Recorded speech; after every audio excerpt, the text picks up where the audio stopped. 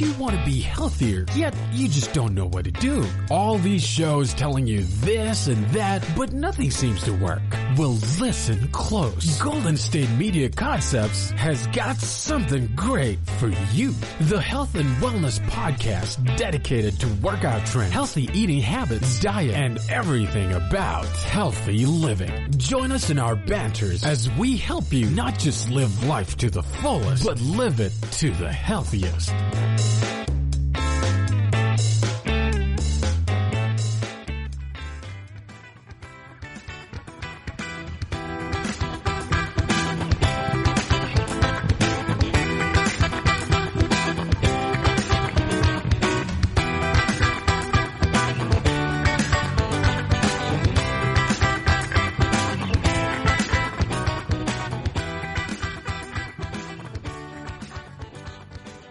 Thank you for tuning in to the GSMC Health and Wellness Podcast, brought to you by the GSMC Podcast Network. I'm your host, Alex. On Monday, we talked a little bit about emotion-focused coping, one of the two main types of coping strategies, the other being problem-focused coping. So today, we are going to talk about problem-focused coping. So stress and anxiety are something that most of us deal with in our everyday lives. And in some situations, like many of us find ourselves in now, it can be a little bit more overwhelming than stress maybe on other days, especially since current events are compounding different types of stress and kind of layering them over top of each other in that unfun way of having layers, like onions have layers and ogres have layers. So the first step, though, to de-stressing is recognizing that there is a problem and trying to find a way to deal with it effectively. Different folks deal with it in different ways, but the two main types of methods are emotion-focused coping and problem-focused coping. And these are really strategy categories. So Monday we talked about emotion-focused coping. Now we're going to talk about problem-focused coping in depth. So first off, what is it? It is a coping mechanism that helps you deal with stress by identifying the actual fundamental cause in an objective way, and it keeps you from letting your emotions get in the way of that. So when you're doing some problem-focused coping, a lot of it's just time management, strategy development, or problem solving.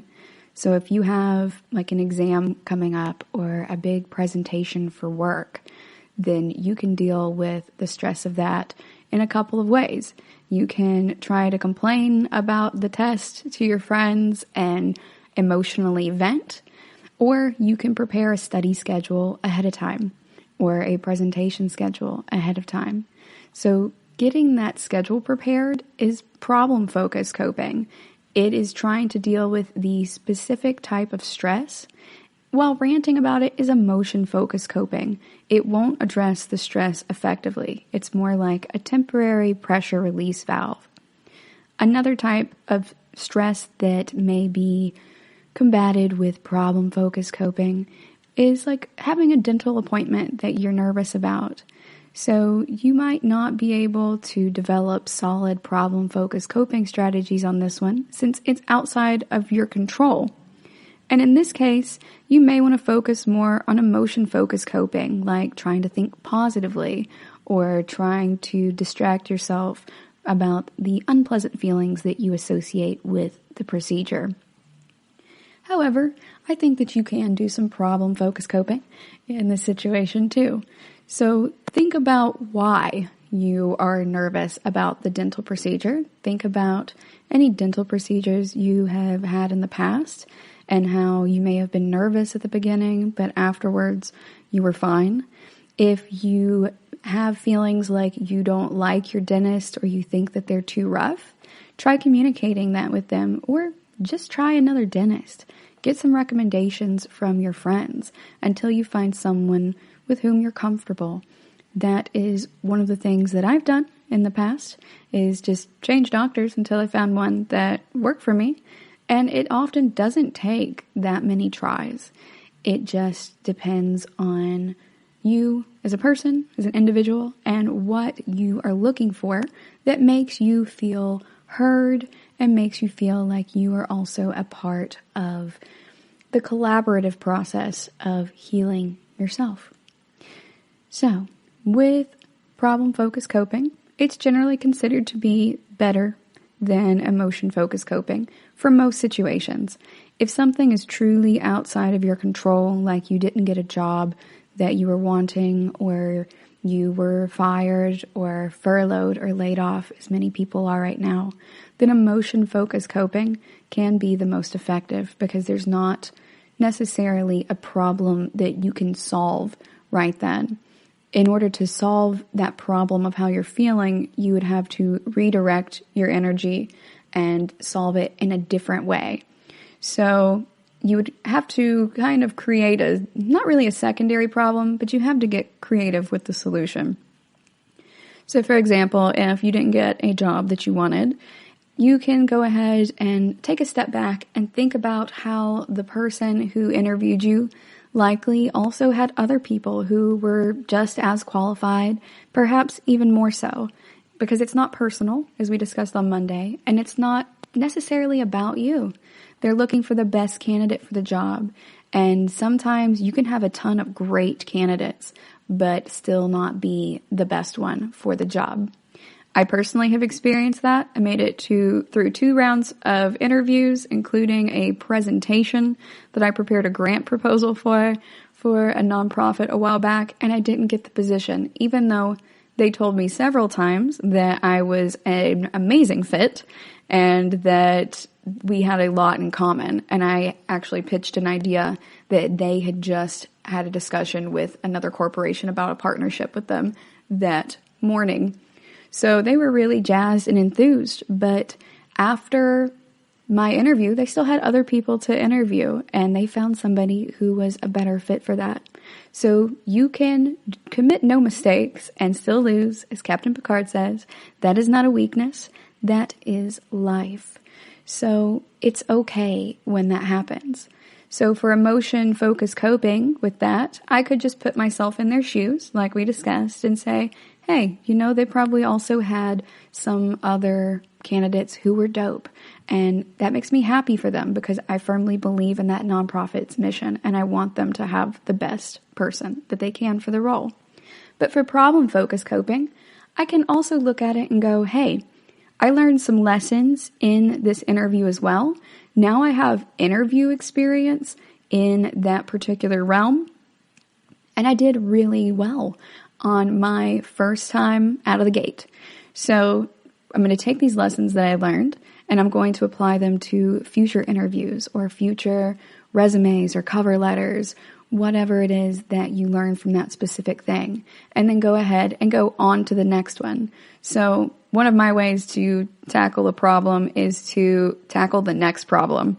So if it's something that requires emotion-focused coping because it's outside of my control, I'll use a little bit of that, but then I like to go ahead and go, okay, cool, lesson learned, onward and upward. Let me find something else to attempt at this point. So by harnessing kind of the power of finding a new problem, it can really be a solution in and of itself. Strangely enough, it's kind of like emotion-focused coping in distraction. But with problem-focused coping in general, you can generate several different possible solutions to your problem. Sometimes that looks like confronting other people who are associated with your stressor or even responsible for it. Other times it's just an action. It's just taking action. So if a student is anxious about an upcoming exam, you could also study more. In addition to preparing that schedule, you could make sure you're attending every class, attend any special review sessions or any tutoring groups or study groups that are going on to make sure you fully get that course material. Sometimes classes are hard.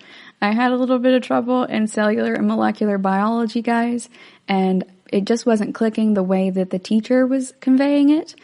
So I started going to the study groups that my buddy Allie was conducting. And for whatever reason, the way that she explained G proteins and everything else in cellular and molecular biology really made a lot more sense to me. So I went from making not a great grade, made a 75, I think, 76 on one of those, my first C in college, really. And I made that on a test. And then after I started going to these study groups with Allie, I was making 98s. So I ended up averaging a high B in that class. I was unhappy that it was not an A, but at the end of the day, I found a problem-focused coping solution for that directly addressed my problem rather than just being upset about the fact that I was confused about what was going on. So I not only did that with Allie, but we also, in our study group, worked together on the review questions. The teacher would give us all of these questions that could be on the test. It was like 400 questions or so. It was a lot. And we would split up the review and go through it and write down the answers for our assigned area. And then we would come together in the study group and swap out the answers that we had come up with ourselves and go ahead and discuss it. So the teacher was totally fine with that, by the way. It's not cheating or anything. And we went ahead and learned a lot from each other just by hearing other people explain it in different ways. Sometimes that's all you need. It may not be that math is not your forte. It may just be that you need it explained a different way. So I really enjoy problem-focused coping. It makes me feel more empowered as well. When I do emotion-focused coping, it's mostly like venting and stuff, and that can make me feel better and like getting things off my chest temporarily, but that problem is still there, and it's going to keep coming back like a bad case of shingles if I don't actually address the underlying problem. Although with shingles, you are kind of stuck with that for the rest of your life. So that is maybe not the best example I could have used. We're going to go on a quick break, and when we come back, we are going to talk about problem-focused coping and how that impacts loneliness. Stay tuned.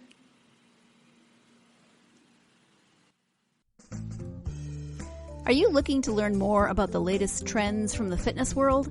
Are you confused by all of the different trends that are out there? The GSMC Fitness Podcast is the place for you. The GSMC Fitness Podcast is the place to come for people of all skill and interest levels. Join us as we explore the latest trends in the fitness world. Does that new exercise really work? Should I try yoga? Whatever your question, chances are good you'll find an answer on the GSMC Fitness Podcast.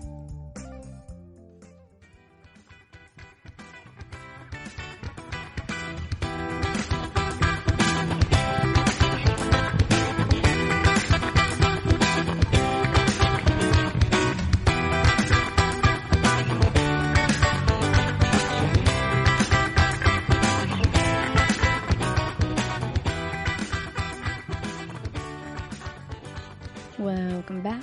Before the break, we were introducing the concept of problem-focused coping and contrasting it with emotion-focused coping. Now we're going to talk about how these coping strategies are related to loneliness.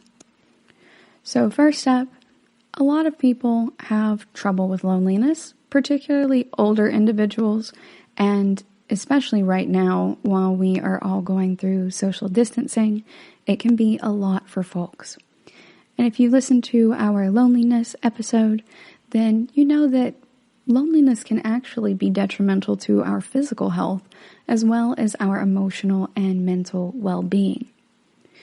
So in this study, the researchers looked over a period of 6 years at a group of 1,033 61 to 99-year-old respondents in a longitudinal aging study in Amsterdam. They combined the first two observations and found 4 types of loneliness: recently lonely, persistently lonely, recovered from loneliness, and not lonely. So between these observations that they performed throughout time, the respondents were asked to evaluate which coping options they really felt that they were using the most. And from that, they calculated some coping scores. So overall, they found that in and of itself, considering coping options didn't really help to alleviate loneliness. But they found a pattern of persistently lonely and recovered lonely respondents being at risk of having a circular process of experiencing loneliness more frequently, and that it also resulted in lowering their relationship expectations. So in that way, the focus wasn't really on improving relationships or abandoning that ambition, and that can contribute to sustaining or reestablishing loneliness. It seemed in the study that folks are really unable to break that cycle. It's something that is pervasive and really beyond them, and they may need help from individuals or different local organizations to step in and give them some assistance in coping with loneliness, provide them with some guidance. So really what this is saying is a lot of us don't go and visit our loved ones who are shut in at this point, and it's important that we do when we're able to.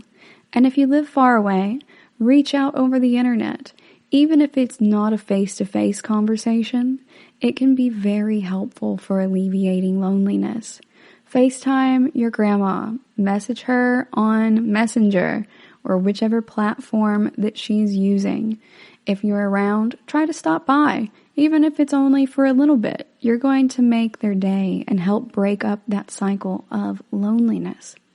Also, even if you don't have a loved one in that area, you can go ahead and take your musical skills, if you have them, to a local nursing home. See if they are willing to let you play for the residents. A lot of times, people are going to be really jazzed about that, even if you're not playing jazz. And it can be really enriching for you. It can help you cultivate your sense of awe in a way that is really helpful for alleviating your own loneliness and acting in a similar manner to meditation. It's also just a really great act of service and something that truly comes from the heart. Perhaps if you're nervous about playing in bars and starting out doing open mics, you could go to a local nursing home as well, and that could really be a nice place to start, which would be beneficial for you and especially for the residents who are struggling with loneliness. Although this particular study focused on older individuals and their loneliness, I think most of us have experienced loneliness at some point in our lives, and in that way we can really be empathetic and not just sympathetic in our approach to really trying to help these people out. Think about how you feel when you're lonely and what you need from a person, and then try to be that person that you needed when you were younger or that you need now. And it can be a really transformative experience. Now we're going to talk about some more studies of different types of problem-focused coping and how it's related to different elements of our health and wellness. So coping is an essential aspect of self-regulation. There are two really important components of your coping processes, and that includes their purpose and their function. So kind of like their anatomy and physiology, more or less, of your coping strategy, but it's not structure and function so much as it is purpose and function. And they really make a difference in distinguishing between emotion-focused coping and problem-focused coping strategies. So we need to know more than just what an individual feels about their stressor, where it's derived from, and how they're going to cope with the issue. We also need to think about their goals and their intentions as they relate to the stressor and concerning any activities that may have been interrupted by the appearance of the stressor. And at that point, we really need to note that there are points in history that have certain discipline paradigm shifts when concepts and models start penetrating from one intersectional study into another component of an intersectional study. And sometimes when that happens, we need to make sure that we are comparing and contrasting the different models. So there are two really big, well-known researchers in this field of problem-focused coping strategies and emotion-focused coping strategies, and they are Lazarus and Folkman. So if you want to read more about this yourself, you may see that a lot on the internet. They are a good place to start. But other articles feel like it's important to blend the constructs and research findings from coping and volition literature and integrate them into the self-regulated learning model. That is Bokert's 2006, if you would like to read that article. And in this article, they really distinguish between three types of self-regulation, and they refer to them as top-down, bottom-up, and volition-driven self-regulation. So top-down means you are referring to a goal pursuit that is driven by the individual's own values, goals, interests, needs, etc. Bottom-up self-regulation is when you have specific cues in your learning environment or in your environment in general that create a mismatch with the individual's current intention within that environment. And then perception of that mismatch can trigger some cue-driven self-regulation, and it can really focus on the purpose of wanting to engage in activities to explore the nature of the mismatch. Discovering obstacles is not necessarily fun, but it can be really constructive to your well-being if you are able to work through them. So obstacles and difficulties can threaten your well-being by really bringing up some negative emotions and making you feel stressed. However, if you work through them, particularly with problem-focused coping, then it's going to help you deal with the actual underlying problem, and then you're going to be able to deal with actually getting a solution and stopping it in its tracks instead of it just re-emerging periodically. A lot of times folks get involved in activities to help regulate their emotional responses. So if you played intramural sports in college or anything like that, or if you play pickup basketball with your friends, or you play the violin, or you take guitar lessons or dance lessons, stuff like that, that's an emotion regulation strategy that is meant to continue a goal pursuit and go ahead and alleviate some of the stress that's associated with it. And that's really associated with a lot of coping with stress literature. This concept by Bokert's 2006 is very similar to the Lazarus and Folkman works on their emotion-focused coping strategies. So they split theirs into two instead of into three. The last strategies for Bokert's is the grouping of volition-driven strategies, and they are very similar to problem-focused strategies. So top-down and bottom-up are both emotion-based strategies, and volition-driven, as Bokert's discusses it, is essentially problem-focused strategies. So they came to more or less the same conclusions in this field of research, but Bokert's just kind of splits emotion-focused coping into being emotion regulation strategies, and there are two types of subcategories rather than just having the primary category. We are going to go on a quick break, and when we come back, we are going to discuss some types of problem-focused coping strategies. Tired of searching the vast jungle of podcasts? Now listen close and hear this out. There's a podcast network that covers just about everything that you've been searching. Hey! The Golden State Media Concepts Podcast Network is here. Nothing less than a podcast bliss with endless hours of podcast coverage. From news, sports, music, fashion, cooking, entertainment, fantasy, football, and so much more. So stop lurking around and go straight out to the Golden State Media Concepts Podcast Network. Guaranteed to fill that podcast itch. Whatever it may be. Visit us at www.gsmcpodcast.com. Follow us on Facebook and Twitter, and download us on iTunes, SoundCloud, and Google Play.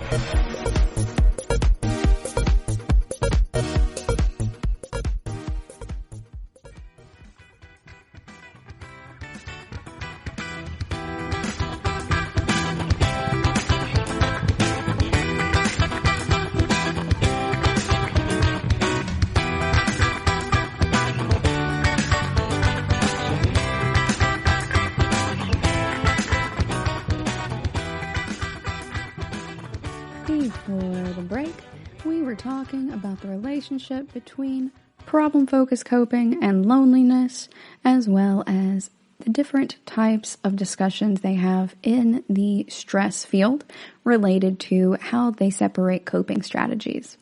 As we discussed, Bokertz really splits them up into three, with those three really being two as subsets of Lazarus and Folkman's concepts of emotion-focused coping, and the other as being analogous to the problem-focused coping by Lazarus and Folkman.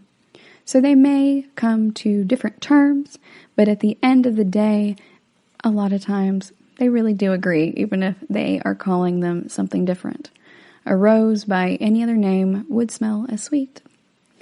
So now we're going to talk about some different types of coping strategies.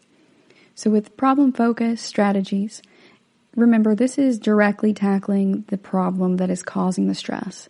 This is like a root cause analysis type of issue where we are going to really rip this out by its roots and fully address the problem rather than just continuing to mow it down and clip it at the surface. So we really have to concentrate on the problem in order for this to work.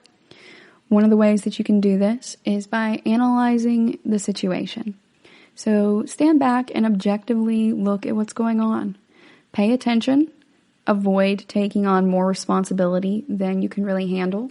Try not to overstress yourself or overwhelm yourself.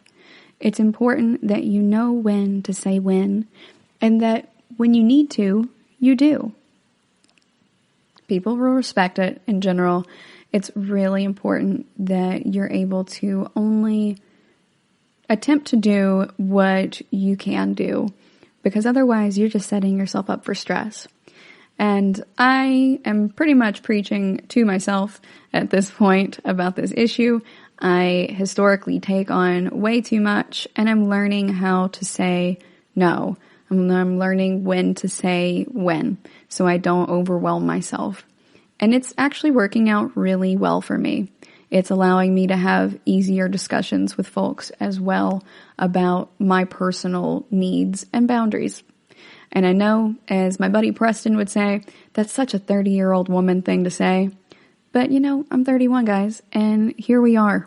It's important to be able to have those conversations. So I'm going to look at it as a mark of maturity. You can also try to work harder.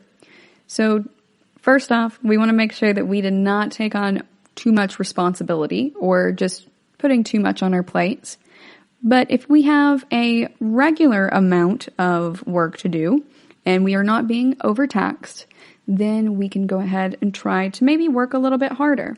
Maybe set aside some time to study for the exam or pull an all-nighter. That's not the best way to study, but sometimes that is the hand that we're dealt, and we have to go ahead and buckle down and study for it or write that report for work. Make sure you save your work. I have seen many people burst into tears from using different programs that do not autosave. That's why I write all of my stuff in Google Drive, you guys, for the most part. It autosaves. So does Notes on the Mac. So keep that in mind. Make sure you save your stuff as you go along. I also have to save this podcast periodically as I go along because I have gotten to the end of it and accidentally deleted it before and been unable to get it back. So save your work and save yourself some heartache and brain ache by not having to do that again. Another example is apply what you've learned already to your daily life. So if you fail one test, use the knowledge of how you studied incorrectly or how you could study better in order to improve it next time. So, for example, in one of my classes, everyone thought our first test was going to be very easy, and it was soul-crushing. We lost a third of the class, literally a third of the class dropped it at the very beginning, and the rest of us were just like, whoof.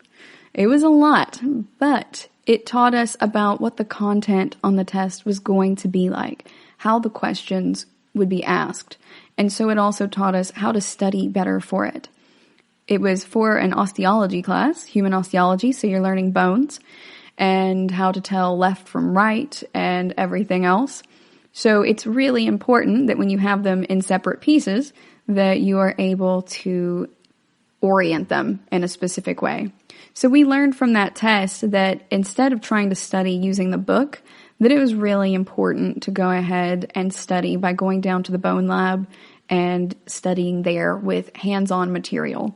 That the teachers weren't joking when they said that you really needed to spend time in the lab. They weren't trying to give us a hard time. They were trying to help us. And after that point, we would all just compete to see who could get the best grade in that class. And that was really fun. So we turned that into a competition too, where it was collaborative and we congratulated each other on our grades too. But we also had something to look forward to. It was just a friendly competition. There wasn't even a wager, but no one was talking smack. So it was totally fine and it worked really well for us.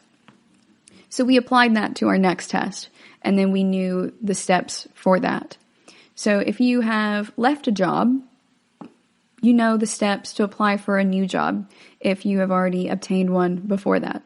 Now that is true for most cases. That's an oft-used example on the internet. My first job was kind of an accident, really, and that I just happened to be in the right place at the right time and I was being helpful and moving boxes into the facility while I was waiting for my next class to start. And then the lady had to go and pick up her kid, the lady who owned the cafe. And she asked me if I knew how to work a cash register. And I was just like, no, but I can learn. And she went ahead and showed me. And then I ran the cash register for her while she went to go pick up her kid. So it was a weird situation and not something I actually even applied for. I was in a small town and just being helpful, just being the neighbor that Mr. Rogers would want me to be honest. And then I ended up getting that job. So even though I had a job, when I went to go to a 4-year college and I was no longer able to work at that job, I was like, okay, now I have to apply for jobs, but I didn't actually apply for one before. How does this work? It was kind of confusing. So if you've had multiple jobs, then probably at that point, you know the steps to apply for a new one. But oftentimes our first job is something that we luck into, or it's something that our parents help us with, or someone else in our community, like you babysit for the neighbor's kids, or you ride a lawnmower and go around and mow lawns for your neighbors. I did that one too. That was technically my first job when I was about 14 or 15. And then my other job was a little bit later on. But I digress. You figure it out after you get some experience under your belt is what I'm getting at. So when these things happen, remember, it's important to not focus so much on how much they suck, although you're totally valid in your feelings and it's okay to feel those emotions. But when you're ready to go ahead and tackle it, go ahead and use these lessons learned in the past to inform the next steps that you take. You can also talk to a person who can directly impact the situation. So if you are having trouble with the preliminary deadline for a project you're working on, talk to your boss about it. Ask them if it's possible to obtain an extension for it. That really might help you out. Or if you can't get an extension for that project and you're running simultaneous projects, perhaps you can get an extension for one of the other projects so that you can truly buckle down and focus on the one particular project that is either more important or more time consuming or more frustrating or is for a pickier client. That's really important. So communicating your needs and your boundaries to other people around you, whether that be saying, hi, I'm feeling overwhelmed. Is there a possibility of getting an extension on this project? Or going to someone and saying, hey, you are a great person, but I can't do this thing. I want to spend time with you, but I can't do this thing this week. Is it okay if we reschedule? That's totally okay. A lot of times, especially if your friend is an introvert, they're going to go, oh, sweet, yes, we can totally reschedule. Oftentimes, I found that whenever my friends reschedule something with me, I am relieved because I really needed to set that boundary and say, hey, I actually have a lot on my plate right now and I could really use those few hours tonight that we were going to go out and get drinks to instead work on this work project. Would it be okay if we rescheduled for Friday? The deadline for this is Thursday, so I'll definitely be done by Friday. And, my schedule will be freed up. So in those situations, my friends are just better at setting boundaries and communicating their needs than I have historically been. And it's an important lesson to learn that I have learned by talking with my friends, by actively confronting my personal coping strategies and my methods for helping my friends out. So I usually am problem focused, as I discussed on Monday as well. And it's taken me a while to get to the point where I do some emotion focused, not coping myself. I do a little bit of it myself, but it's more important in what I'm offering other people. They need to be able to have a choice. So when I go to my friends and they tell me that they need help with something or they're upset, I ask them what they need. I'm like, do you want a sounding board? Do you need to just bounce ideas off of someone in that way so that you can really determine what you actually want, which is kind of what you do in therapy? Or do you want somebody to just complain to for a little bit? Do you want someone to help you solve this problem? So that way I can know going in what they need. Is it a little meta? Maybe, but my friends have told me that they like that method a lot better and that they have felt more heard by me adjusting that strategy. So talking to people in your life and analyzing these situations and applying lessons learned can help you not just in your professional life and relieving stress in your personal life, but it can also make you a better friend. And that is a goal I think we should all aspire to. We're going to go on another break, and when we come back, we're going to talk about some studies related to stress in adolescence and performing under pressure. Stay tuned.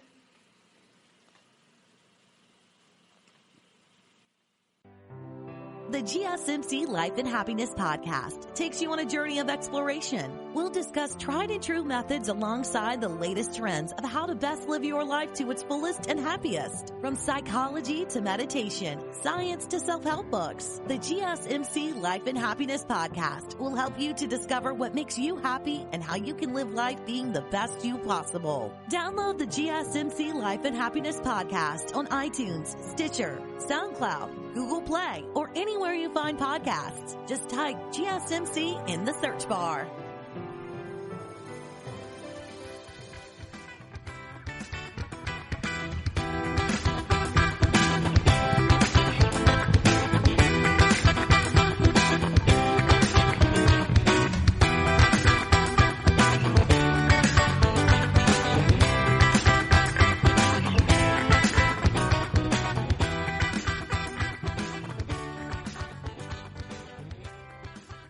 Welcome back. Before the break, we were discussing these coping strategies and ways that you can utilize problem-focused coping. Now we're going to talk about stress as it relates to adolescence and development. So this is from a 2015 study in the International Encyclopedia of the Social and Behavioral Sciences by Kropik et al. And it talks about how cognitive appraisal, coping, and social support can have different effects on the experience of stress. So different people have the same experiences or very similar experiences with stressful events, but it can lead to different levels of distress in various intensities. We talked about one example of that on Monday, in which we discussed cyberbullying and how that can really impact children, and how emotion-focused coping strategies ended up being correlated with children feeling more victimized and children also feeling more depressive symptoms as rated on these surveys that they were given. They interestingly found that problem-focused coping had a null effect in that particular study, and they were surprised to find that. They thought that problem-focused coping was going to be more efficacious in helping these children feel less victimized and less depressed. However, that was not the case. So there have been several other studies over the years, and in this one, it's not necessarily looking at cyberbullying per se, but it's looking at how differential stress works and what coping mechanisms do for it. So during adolescence, there are a lot of sources of stress, and there are a lot of variations correspondingly in the effects of that stress. That can include changes to their personality traits, cognitive appraisal, how they cope with stress, and social support. And when we look at a transactional model of stress and coping, we see that determining the severity or the perspective of the situation can really determine how much stress an individual experiences. And this is also from a Lazarus and Folkman study. This model, the transactional model, describes two main types of cognitive evaluations of stressful situations, and they term these primary and secondary appraisals.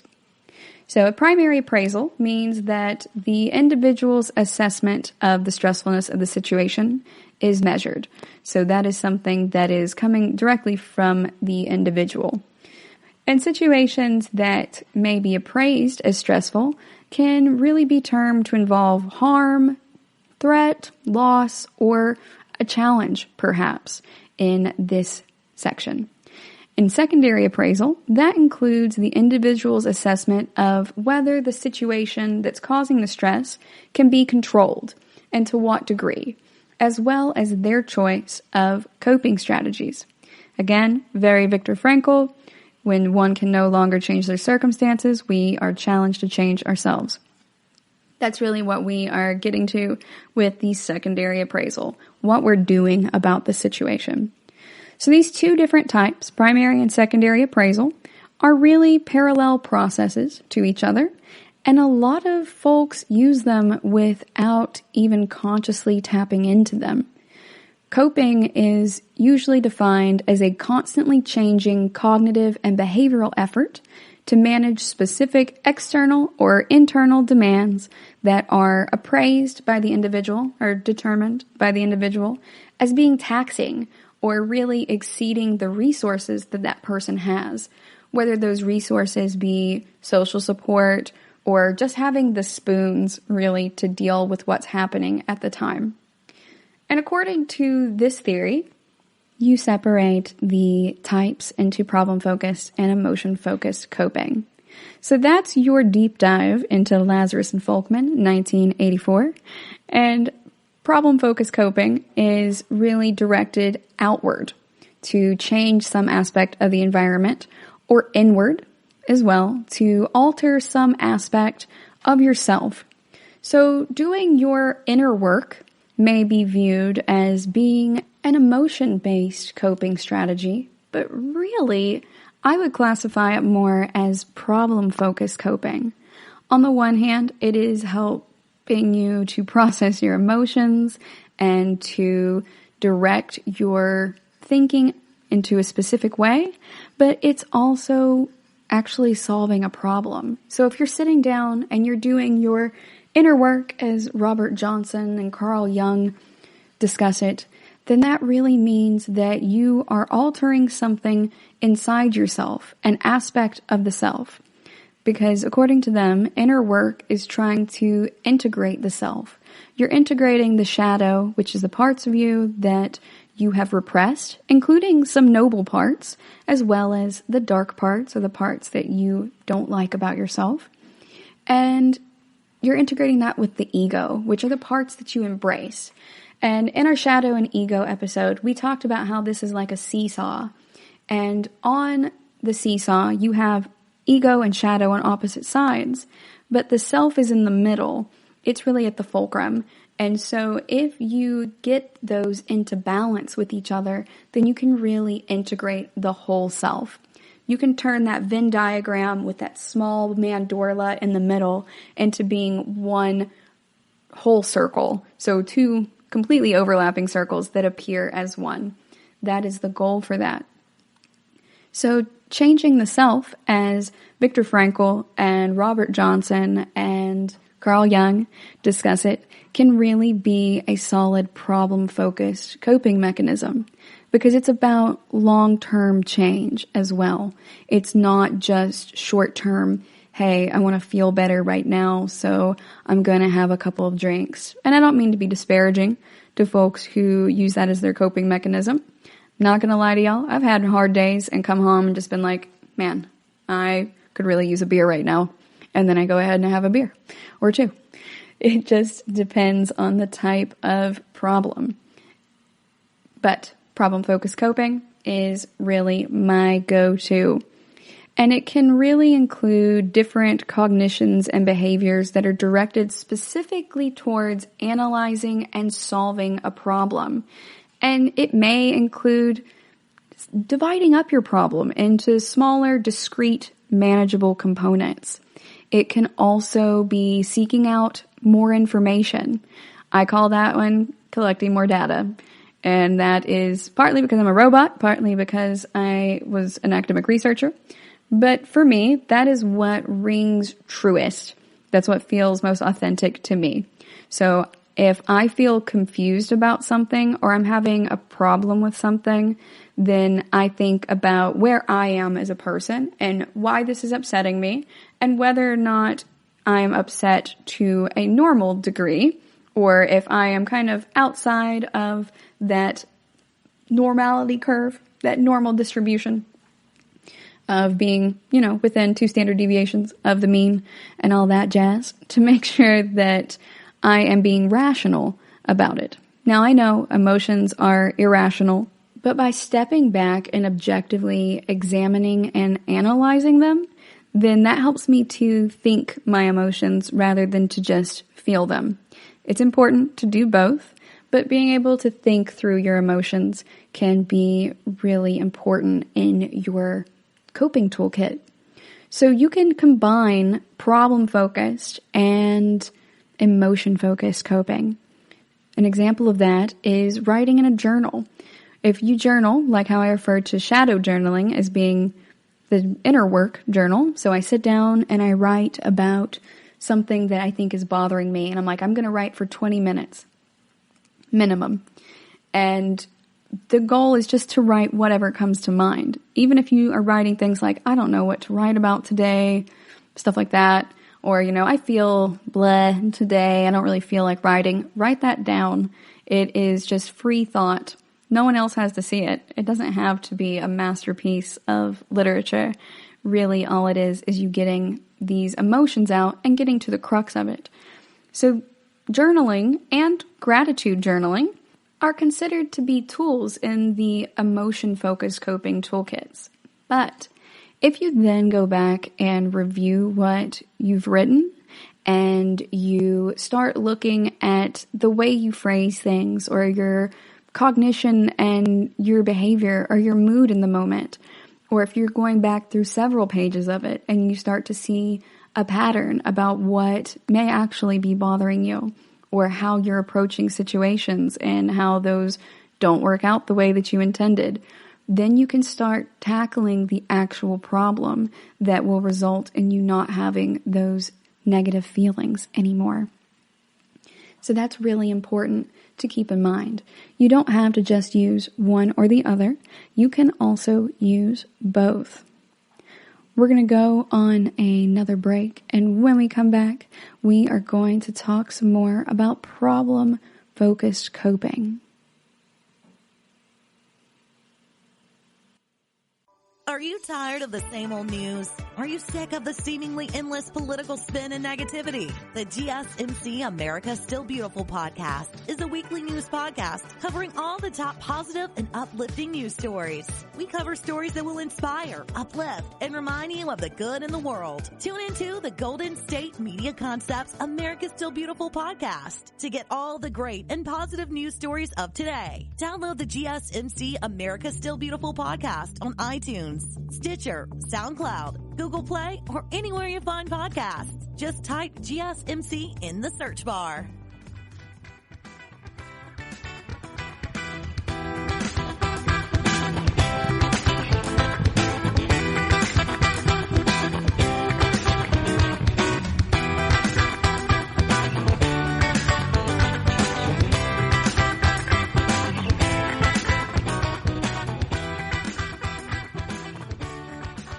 Welcome back. Before the break, we were talking about how coping strategies and social support can really impact kids who are going through adolescence. So your coping strategies can really impact how you are going to fully process and come out of a given situation, whether you're going to really feel better in the long run or feel worse, or have no change at all. It's important to have an understanding of the terminology, I think, for these things. At least for me, having a name to assign to something, like when we talked about forgiveness versus unforgiveness on Monday, can really help me to wrap my head around things. And as Claude Levi-Strauss put it when he was discussing binary opposites, like hot and cold, or forgiveness and unforgiveness, they are really helpful labels because they are good to think with. So when you think about things in these contexts, then you can find binary mediators that are in between. It helps you to understand other things within the spectrum and perhaps even shading in the entire spectrum, depending on what you are particularly looking at. So for forgiveness and unforgiveness, you can't really have both of those at the same time for the same thing. You can't really reconcile that. So you can't shade in that entire spectrum all at once. But for types of social constructs like gender identity and attraction, you can color in that entire spectrum if you are looking at it as a binary opposite. So if you're looking at it as homosexual on one side and heterosexual on the other, then in between those, you have bisexual. And if you color in the entire thing, you have pansexual. Some people do use bi and pan interchangeably to mean it in the terminology that I'm using as pan, and that's totally okay. I'm just trying to illustrate binary mediators and then shading in the whole thing. So that's why we're interpreting it in this way to help folks understand the example.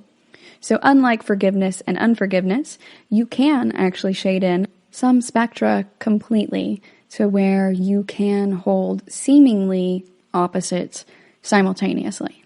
So you can reconcile some of them, and it just depends on which ones you're looking at. So by giving these different concepts names, we're able to truly conceptualize them and think about them more in depth, even if we come to different conclusions. But as we see here in the case with these stress coping strategies, a lot of times the researchers do come to the same end results without really having to call them by the same name.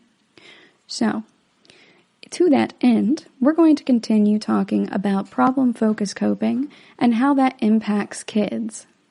In addition to problem-focused and emotion-focused coping, this study that we are currently reading that is referencing both Bokertz, 2006, and Lazarus and Folkman, 1984, it talks about a third type that they are referring to as cognitive or behavioral avoidance, or just flat-out denial of the problem.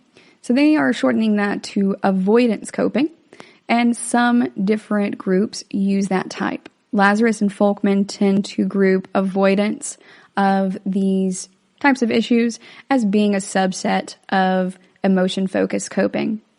But during adolescence, the kids really tend to differentiate their coping resources and their skills and their strategies.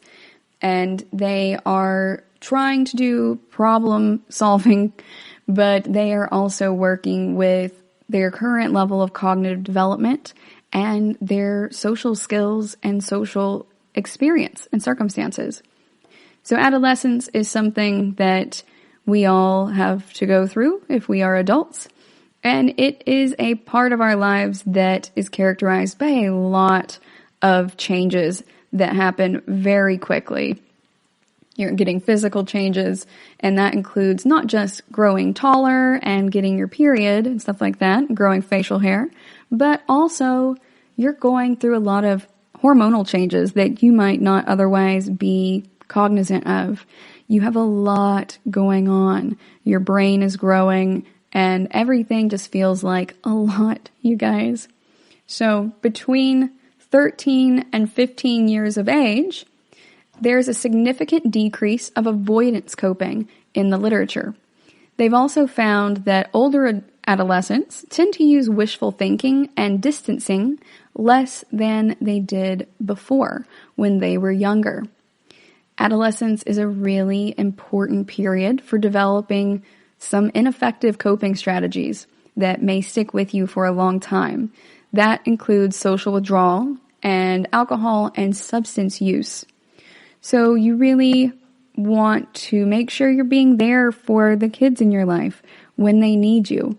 They do need guidance in working on these coping strategies, and just pretending that there isn't a problem is not going to make it go away. Indeed, that is kind of what the Star Trek Picard episode Nepenthe is about how forgetting doesn't erase the past, or how trying to forget can't unring a bell. It can't undo something. Once something is a thing, it can't be an unthing, even if we are trying to make it so by just ignoring the fact that it's there. So it's important to teach kids these life skills. Give them the vocabulary to express their emotions and to work out their problems and cope. It's also been shown that regarding gender differences, the most consistent result in the literature is that girls tend to use emotion-focused coping more often than boys do. Interestingly, to a lesser extent, that is also true for problem-focused coping. And they usually explain that in the literature as being attributed to girls maturing faster and experiencing higher levels of stress during early adolescence when they compare them with the experiences of boys. They've also found that boys are more likely to use drugs, alcohol, and repressive coping mechanisms more often than girls do. Amongst the types of issues that are associated with coping and stress are also individual differences in temperament. So we can split this up and look at boys versus girls, or we can look at different age groups like 13 to 15 and so on. But at the end of the day, a lot of it is chalked up to individual differences in temperament and their personality traits, as well as their concept of self. So all of these factors really influence the availability of coping strategies to these individuals when they encounter these stressful situations, as well as how they appraise or determine how stressful an event is. The majority of research supports the idea that the personality trait of extroversion is related to active and more effective coping strategies such as problem-focused coping, and neuroticism is related to passive and less effective coping strategies, like avoidance or some emotion-focused coping strategies. Additionally, neuroticism is related to higher exposure and level of reactivity to stressful events. It can be considered to be a disposition for stressful experiences, even when you're not having any real stressors around. So that's where a lot of anxiety is associated. Also, adolescents who have high self-esteem usually tend to adopt problem-focused coping strategies, while adolescents with low self-esteem often adopt avoidant or emotion-focused coping strategies. And remember that emotion-focused coping strategies are often used when someone feels that the issues they're experiencing that are stressing them out are outside of their control.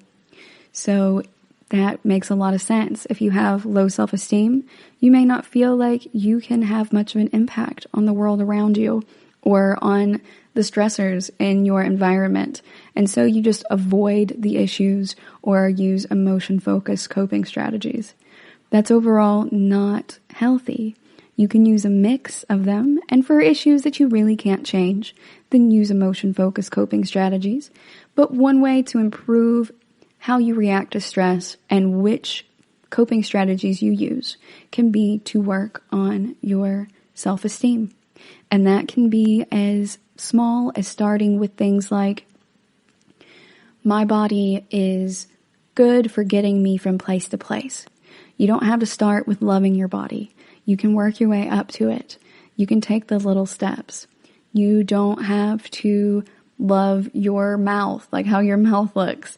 And you can be like, hey, my mouth is a little crooked, but it allows me to eat food and drink delicious beverages and to talk to people about how I feel about things or communicate ideas in general. You can start with things like that. You don't have to think, I'm very kind or I'm important, but you can think, hey, I am the person who feeds my cat every day. I care for her and she depends on me, and I do a good job in taking care of her because I love her. So you can start building self-esteem in that manner in order to help improve the likelihood of selecting problem-solving coping strategies. These coping strategies aren't really defined as being effective versus ineffective, but their effectiveness is rather measured against the type of situation that an individual is dealing with, the different coping strategies available, their specific combination of them you may use, and the timing in their use in the course of a stressful transaction, as well as individual temperament and personality types that may be more compatible with one versus the other. Overall, though, the literature agrees that when stress is perceived as being something that is controllable, then problem-focused coping strategies are associated with fewer psychological symptoms. But in uncontrollable stressful situations, emotion-focused coping is related to fewer symptoms. So think about your problem and how it can be tackled. Think about the underlying cause and whether that is something that you can change, and then perhaps use a combination of both to approach these issues. And they don't have to be in equal measure. You can favor one more than the other based on your individual temperament and personality and the circumstances you're facing. We're going to go on another break, and when we come back, we are going to talk about performing under pressure.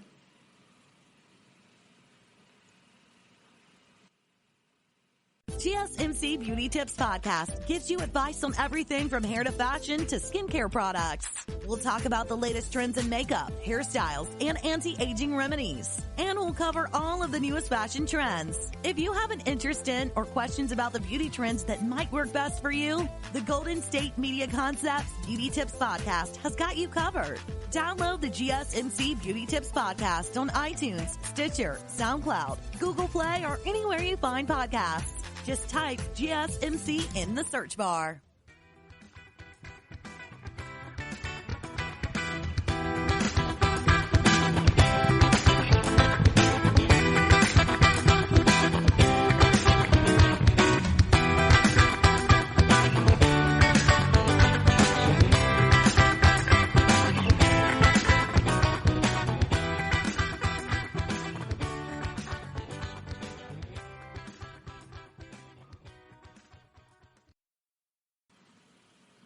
Welcome back. Before the break, we were talking about the effects of stress in adolescence, specifically as it relates to development, coping, cognitive appraisal, and social support.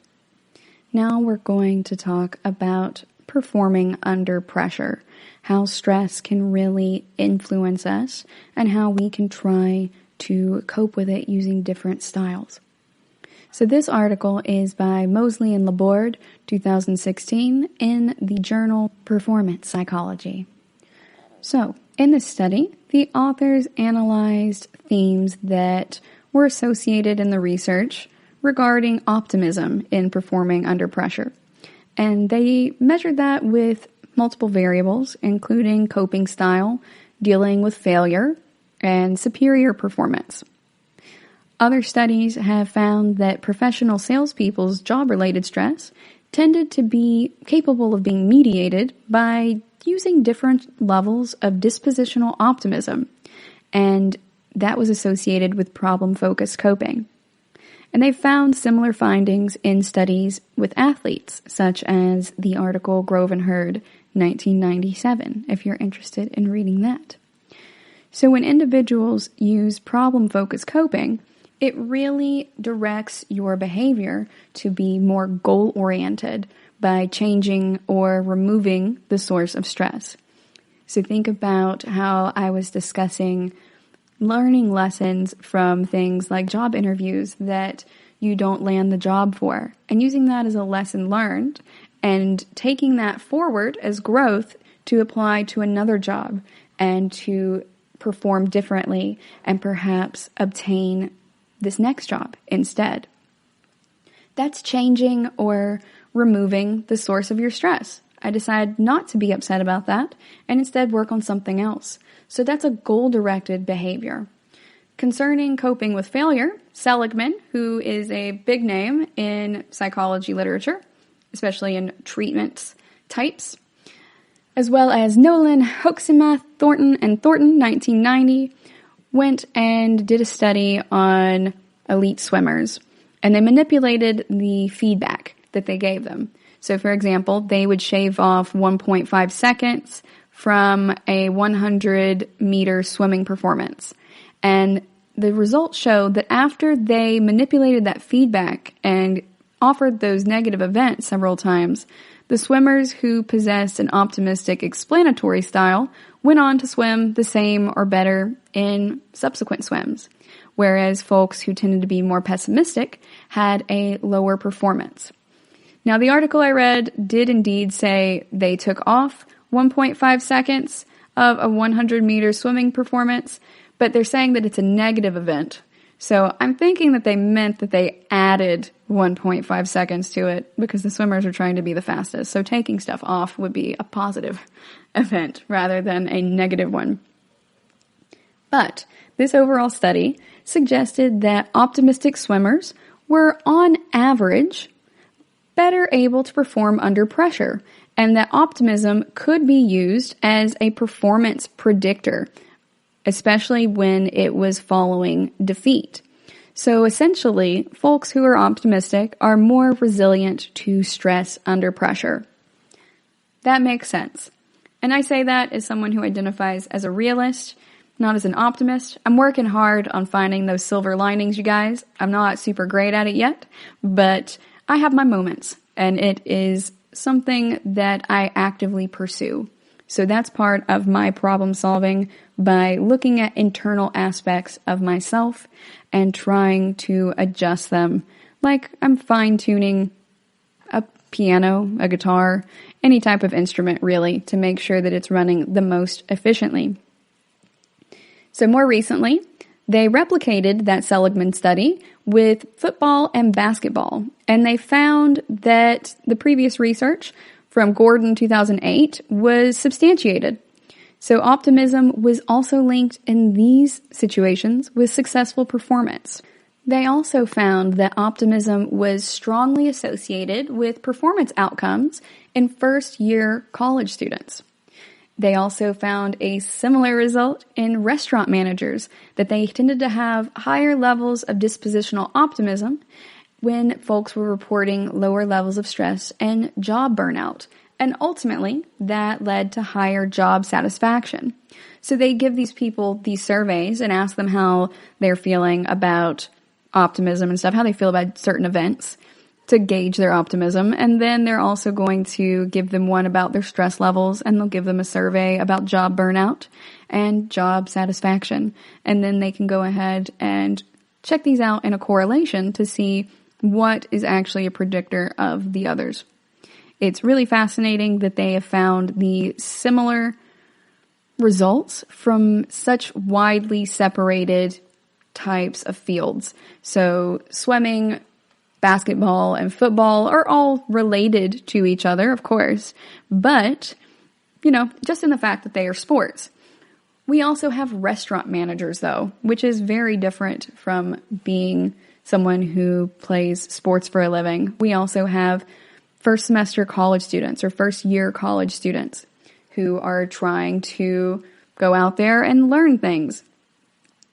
So I think that's very interesting that whether it be academia or the restaurant industry or sports, there is a strong correlation with optimism and performance outcomes. Now, I don't know about you, but that makes me want to be more optimistic. I know that that is easier said than done, believe me. But the fact that it is efficacious really urges me to pursue that line of data and to read more about it and maybe do some inner work on convincing myself that everything may be all right. Everything may go horribly in the end, but also we don't really know how things are going to turn out. And just as things may turn out horribly, pessimistically, they may turn out perfectly. They may turn out great. And it's really easy to think, hey, I'm not a person who good things really tend to happen to. But that's historically just literally all in your past. You can shape the world in front of you however you like. It just depends on the work that you're willing to put into it. And that includes inner work as well as your external work. Now, I know as well that there are also compounding issues like mental health problems, physical health problems, etc.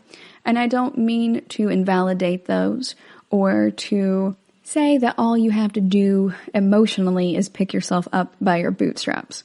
I don't believe in bootstrapping for, economics. And I also don't believe that you can just bootstrap yourself with your disposition when you have things that are going on like anxiety and depression, or you're having to deal with chronic illness and things like that. It's not something that's going to remove all of your problems, but studies do indicate that if you have a higher level of optimism, you're going to have less stress. The less stress you have, the better your health outcomes are for your physical health, as well as your mental and emotional health. So it's really important to maybe consider trying optimism, you guys. I'm going to give optimism a try. Granted, I feel good today, and that is the easiest time to decide to try optimism. It's a lot harder when you are having a rough time. And remember, you can still feel the feelings and then later turn to optimism. We just want to make sure that when we're feeling the feelings, that we aren't wallowing in them. You owe it to yourself to really do better in that way. If you would not recommend a friend do that, or it would hurt you to see your friend do whatever you're doing for your coping mechanisms, then I really recommend considering that when you go to examine your own coping mechanisms and thinking about, hey, if my best friend did this, I would tell them that they were being self-destructive. I wouldn't even let them continue doing this. You can also say things with your friends like, hey, don't talk about my friend like that. And that is just to remind your friend that, hey, you wouldn't want to talk about me like that. Why are you talking about you like that? That kind of hurts my feelings when you talk about yourself like that. And you don't have to get all emotional and vulnerable and say that it hurts your feelings. But you can just go ahead and go, hey, don't talk about my friend like that. That's not cool. And that really helps. That's helped me a lot. My friend saying that to me as I've been working through trying to be more optimistic myself too. you can develop optimism with attributional style training to really sustain your performance under pressure, to improve your resilience to stress, reduce your overall stress, including your perception of it and reactivity to it. And they've really shown that within the research context. One good article for that is Parks and Mallet 2011. So if you would like to read more about that, I really recommend it. I know I've thrown out a lot of different articles at you guys today. Another one is Hayes and Wethington 2007 for the restaurant manager article. I highly recommend that you guys read about them if you want. Some of these are book chapters. Some of them are just actual online journal articles. Many of them are available online. And for me, as I've gone through this journey with you guys and put a name to the types of coping mechanisms that I use, I found that perhaps some of the ones I'm using aren't as efficacious as I thought, that they're just bleeding off excess emotions rather than truly getting at the problem.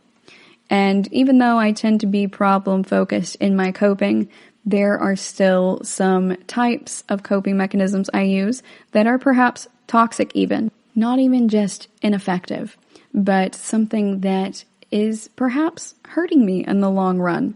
And that's because when you don't truly deal with these issues and you only use emotion-based coping, when it's something that can be changed, and problem-based coping, problem-focused coping would be a better option, then you set yourself up for failure and you set yourself up for additional stress. Because if you are just bleeding off the pressure of it periodically, that's still going to be there.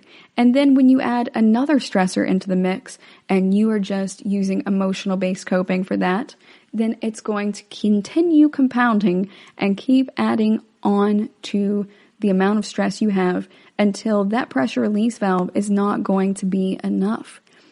You need to also look at the problem-focused coping. Another way to look at that is that some things you really can't use problem-focused coping for. Some things are truly outside of our control, like being let go from work, or us all having to stay indoors right now because of the pandemic and safety concerns. But at the end of the day, you can use emotion-focused coping for that, and that can be effective. It's important to recognize the tools that are in your toolkit, develop some new ones if you are not feeling that it's really effective for the ones that you have now, and also to keep in mind that since there are some things outside of your control, we should address as many things as we can that are applicable with problem-focused coping so that when things do arise that are outside of our control and require emotion-focused coping, that we can use that most effectively as well without just compounding all of the stress that we're experiencing. Examine your toolkits, develop them, and then use the appropriate tool for the job as needed. I hope you guys have learned a lot about coping and that this has been helpful for y'all this week. Thank you for listening to the GSMC Health and Wellness Podcast, brought to you by the GSMC Podcast Network. I'd like to ask that you please remember to subscribe to the show, and writing a nice review always really helps us. Also, if you could please follow us on Facebook, Twitter, and Instagram, I'd appreciate it. Thank you kindly, and have a good night. You've been listening to the Golden State Media Concepts Health and Wellness Podcast, part of the Golden State Media Concepts Podcast Network. You can find this show and others like it at www.gsmcpodcast.com. Download our podcast on iTunes, Stitcher, SoundCloud, and Google Play. Just type in GSMC to find all the shows from the Golden State Media Concepts Podcast Network, from movies to music, from sports to entertainment, and even weird news. You can also follow us on Twitter and on Facebook. Thank you, and we hope you have enjoyed today's program.